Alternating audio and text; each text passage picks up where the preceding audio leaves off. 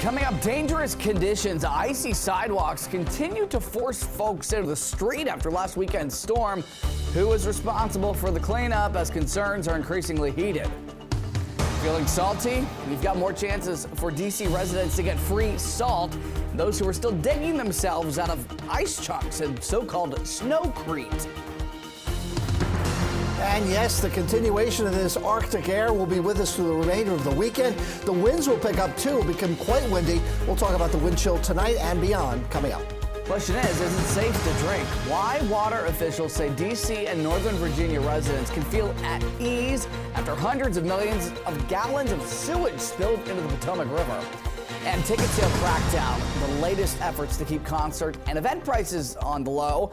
The push for Congress to make reforms. We're stretching your dollar. You're watching the station covering all of the DMV. This is DC News Now. Good Saturday evening, everybody. Thank you for joining us for DC News Now at 9 o'clock. I'm Ben Dennis. It is cold. It is still icy, and the snow long gone, but certainly the remnants of it have been sticking around. Meteorologist Scott Sumner is standing by. Scott, it's just going to stay real cold out there. Absolutely here, Ben. Yeah, we are going to be frigid outside this evening. Feels like temperatures between -5 like that in D.C. To -19 in places across the area. There is a cold weather advisory in effect, which runs starting at 10 o'clock tonight, so in another hour. It runs to 1 o'clock in the afternoon, and we have the extreme cold warning here out where places in the higher elevations could see -30 below. Yeah, dangerous. You don't want to be outside whatsoever in any of these conditions. And right now we're seeing a temperature of 1 degree is what it actually feels like with the winds out there. And it's the thermometer reading of 16 here. You see a little bit of shaking of the rooftop camera with us. And now for temperatures overnight, dipping down to about 11 in D.C., getting up to 26 tomorrow afternoon. The wind chills in D.C. will be dipping down into negative numbers here, -5, -6, somewhere in that range around 5, 6, 7 o'clock in the morning before starting to turn the corner a little bit and getting up to 3. Hard to imagine turning the corner to 3 and making you feel like that's good. You always have to look at the bright side of things, right, Ben? Absolutely. Let me stop there. Sorry.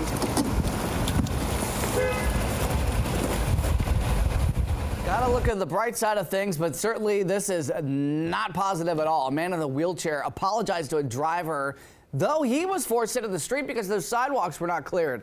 This was taken today in D.C. at 17th and U in Northwest. Our Susan Tran shot the video, showed people helping the man get to where the sidewalk was clear. Here's another look at some conditions today.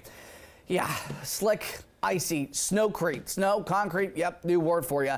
D.C. law says property owners have got to clear sidewalks immediately next to their property line within the first 8 hours of daylight after snow or sleet stops falling.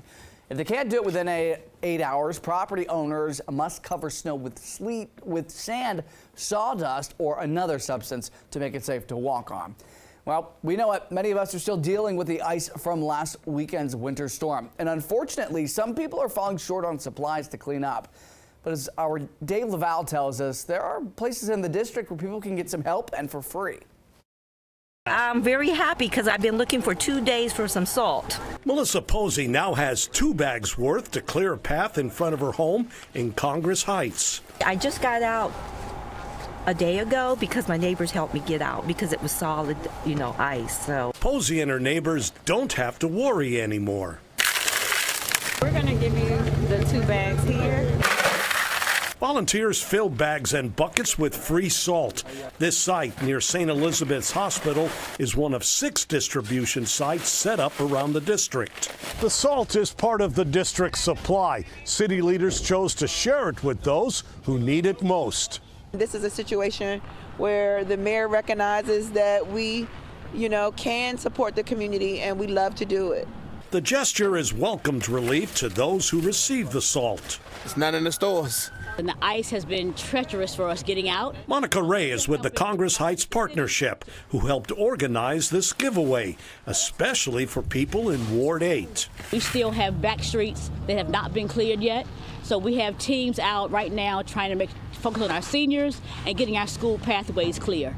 Free salt can also be found Sunday at the Deanwood Recreation Center in Northeast, the Greenleaf Recreation Center in Southwest, the Kennedy Recreation Center in Northwest, Turkey Thicket Recreation Center in Northeast, and the Wilson Aquatics Center in Northwest. I went to 4 different places and I couldn't find it. Melissa Posey and others can find free salt pretty much just around the corner. In Congress Heights in Southeast, Dave Laval, DC News Now. Our thanks to Dave. DC Mayor Muriel Bowser has deployed the National Guard to help snow and ice cleanup. The mayor says that they will help clear sidewalks and crosswalks. The Guardsmen say so far they've helped dig drivers out of the snow and supported first responders. But in the sky, there are more challenges that are continuing, and that's because of the snow system down in the Carolinas that Scott is going to be talking about briefly here. Here's a live look at Reagan National Airport and some of the cancellations and delays because of what's in the forecast in our Carolinas. According to FlightAware, there's been 152 delays and 91 cancellations at Reagan. Dulles, 98 delays, 53 cancellations. BWI, 52 delays, 53 cancellations. Some dumpsters in D.C. tonight are overflowing with trash. That's because there hasn't been any garbage collection for a week. Mayor Bowser says if your trash pickup is normally on Mondays, they will be collected tomorrow. Tuesday pickup is now for Sunday. You have to put your bins curbside by 6 a.m. Teams say crews will continue to collect trash in the alleys. The city doesn't plow them, and most remain encased in ice. Concerns inside the Montgomery County Mall tonight after a loud series of pops were heard. Police say someone set off firecrackers inside. Montgomery County Police say this was set off in the food court around 7:30 tonight. Thankfully, nobody was hurt. This is still under investigation. Families in 100 homes, meantime, and living in a large apartment building have been impacted by an 8-inch water main break in southeast D.C. today. Certainly some road closures, too. Crews say this break happened in the area of 3rd and 5th Street and Navy Yard. The 400 through 800 blocks of M Street are closed in both directions. Crews say those repairs, once they started, expected to take 8 to 10 hours to be done. In Fairfax County, police say that a death investigation is underway. A man was found unresponsive lying in the road, and that was near Route 29 and Rideout Road in Centerville. His identity and cause of death have not yet been released. In Prince William County, police are investigating how a teenage boy was shot in Manassas yesterday. Officers say those shots were fired in the area of Strasburg Street and Copeland Drive. A 17-year-old boy was shot, taken to the hospital with non-life-threatening injuries. Police say the suspect left the scene before officers arrived. 4 people are without a home after this fire broke out in Northeast yesterday. D.C. crews said that fire happened on J Street on the top floor of a 3-story apartment building. Officials say that fire involved 2 top-floor apartments as well as the attic. No people were hurt, but a dog was injured and is being treated. An alert for travelers heading to the airports this weekend. If you don't have a real ID or passport, prepare to pay up. Starting tomorrow, you'll need to pay $45 to get through security. Our Yamrisa Say has the latest. Yeah, I was pretty neutral on it. I've had it for a really long time, as long as I can remember. Since May of last year, many travelers have made sure they have a real ID or an acceptable form of identification like a passport before flying. Yeah, I think everybody should have it by this time. But starting Sunday, if you don't, you'll have to pay a $45 fee. The fee is all about making sure that we have the most modern system to handle not only the administrative processes, the technology, and handle the 6% of the volume that is coming through our checkpoints today that do not have a real ID compliant driver's license. TSA recommends that travelers without an acceptable ID should go to their website, fill out a form, and pay the $45 fee. Cash will not be accepted. Once that's done, you'll receive an email confirmation with a receipt, which will show a TSA officer at the checkpoint. Now, if you don't pay ahead of time, you'll need to go through the process at the airport, which can make it longer to get through security. TSA officials say once you pay the fee, the receipt is good for 10 days. For individuals that might not have the means to pay the $45 fee, we encourage them to reach out to a friend or a family member. Some travelers say the $45 is too much. It's too expensive, yeah.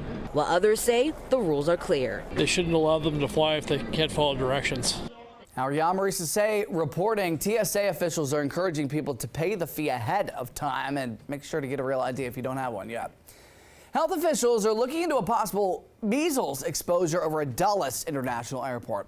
The Virginia Department of Health says a person with the highly contagious disease traveled through the airport last Saturday. That was January the 24th.